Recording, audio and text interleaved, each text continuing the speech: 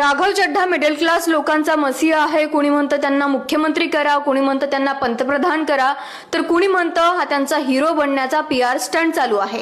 आता त्यांनी टेलिकॉम कंपन्यांना धारेवर धरत रिचार्ज संपल्यावर इनकमिंग कॉल्स का बंद होतात हा प्रश्न उपस्थित केला। झोमॅटो स्विगी वर्कर्ससाठी सुरू झालेली त्यांची भाषणे देशात जीडीपीच्या तुलनेत आरोग्य आणि शिक्षणावर होणारा नगण्य खर्च आणि देशात अन्नात होणारी प्रचंड भेसळ असे प्रमुख मुद्दे उचलले। हा राजकारणी one nation one medical treatment insurance कंपन्यांकडून सामान्यांची होणारी लूट, टॅक्सच्या ओझ्याखाली मेलेला सामान्य माणूस तसेच राजकारण्यांना निवडून देण्याचा आणि त्यांना काढून टाकण्याचा अधिकार देखील सामान्यांना मिळावा असे महत्त्वाचे प्रश्न उपस्थित करतो। पण यात एक ट्विस्ट आहे। राघव चड्ढाने एअरपोर्टवर 100 रुपयाला मिळणारी पाण्याची बाटली आणि 350 रुपयाला मिळणारा समोसा 10 आणि 20 रुपयाला केल्याचे श्रेय तर घेतले, पण सरकारने हा निर्णय राघव चड्ढाच्या भाषणाआधीच घेतला होता।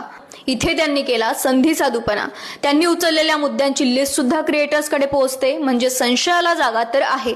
पण माझ्या मते जर हा पीआर स्टंट असेल तर असा स्टंट देशातील प्रत्येक खासदाराने करावा, जेणेकरून जनतेचे मुद्दे तरी उचलले जातील।